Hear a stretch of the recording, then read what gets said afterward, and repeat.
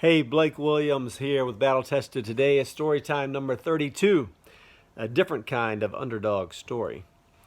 We all tend to like an underdog story, and thank you, Dr. Rob Gilbert, for this one. Back in the 1920s, one of the better college football teams, believe it or not, was Georgetown University, largely known as a basketball school these days. They had a great coach by the name of Lou Little. And during one of Lou Little's years there, he had a freshman running back by the name of Henry Peterson. Henry was not a big dude, not the most athletic kid, but one of the hardest workers on the team. But he was buried on the depth chart because of his lack of size, his lack of ability. So his freshman year, he never got the opportunity to play. Sophomore year, the same story repeats itself. No opportunities to play in a single game.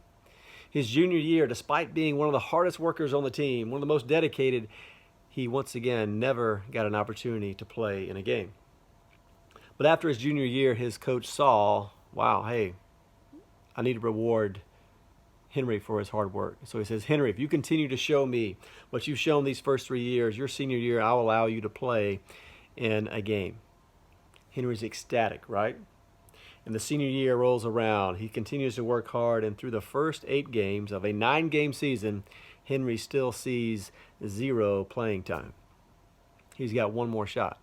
And before that last game, after practice one day, he goes to his dorm, and he's greeted by one of the school priests. And the priest informs him, Henry, your dad has had a heart attack. You need to go home and be with your family. Henry goes home, and he sees by the look on his mom's face when he gets there, it's too late. His dad has already passed. The coaching staff comes to Henry's home to pay their respects. Henry says, Coach, of course, I won't be at the game Saturday, but would you please ask the boys to pray for my family before the game? Of course, Henry, I'll be glad to do that. Be honored to do that for you and your family. Saturday, game day. Just a few hours before the game, into the office of Coach Lou Little walks Henry Peterson. And Coach's like, Henry, what are you doing here? You're supposed to be home with your family. Henry says, Henry says, Coach, I just wanted to make sure that you were going to have the boys pray for my family before the game. He says, yeah, Henry, of course. We're planning to do that. That's on our agenda of things to do before we take the field. That's great. That's great, Coach. Coach says, hey, is there anything else I can do for you, you and your family? And Henry says, yeah, there is one more thing. Remember last year you told me after my junior year that if I continue to work hard, you would let me play in a game.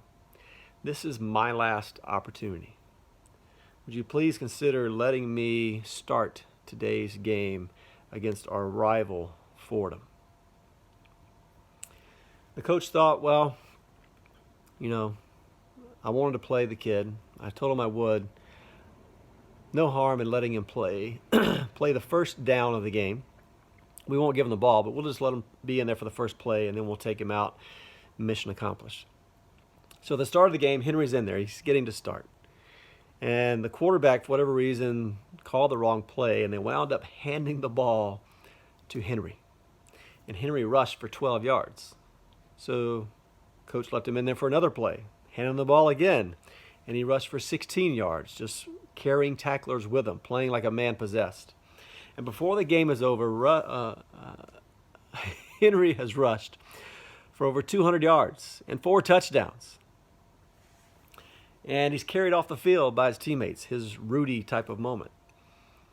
And of course, he's mobbed by reporters after the game. They're wanting to get interviews with him. And during those interviews, one of the assistant coaches came up to him and said, Henry, you're wanted in coach's office. Go now.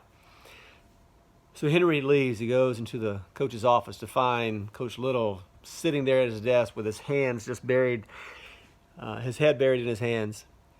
And Henry's like, Coach, what's wrong? We just beat our rival. We beat Fordham. And the coach said, Henry, why haven't you shown me in the previous years of you being here that you had this type of ability? I would have played you much more long before today had I known you were capable of this. And Henry said, Coach, have you ever met my dad? Did you ever have an opportunity to meet him? No, Henry, sorry, I never had the honor of meeting your dad. So if you would have known my dad, you'd probably know why I played the way I did today. You see, my dad was blind, and today was the first opportunity he ever had to watch me play. It begs the question of you and I, what are we waiting for? What are we waiting before we go out there and we give it everything we have to be the best version of us we can be, to achieve that goal, that dream that perhaps we've set for ourselves that maybe we think is almost unreachable or it is unattainable? What are we waiting for? Surely we're not waiting for someone to pass away. Hopefully we're not waiting for an invitation. Hoping we're not waiting for a lack of whatever excuses we may have before we go out there and we just give our absolute best to be our best, to achieve those things we want to achieve. Whether it's that starting position that I dream of, whether it's being that best coach that I can be to win it all, whether it's whatever occupation I have, the dream I have to reach that level that maybe I almost think is unattainable. What are we waiting for? This week we have tons of opportunities, right, to start putting in the work necessary, the hard work necessary to go out there and be our best. No excuses. Go out there this week. You, me, let's both go out there and work to be our best. No invitation required. Have a great week.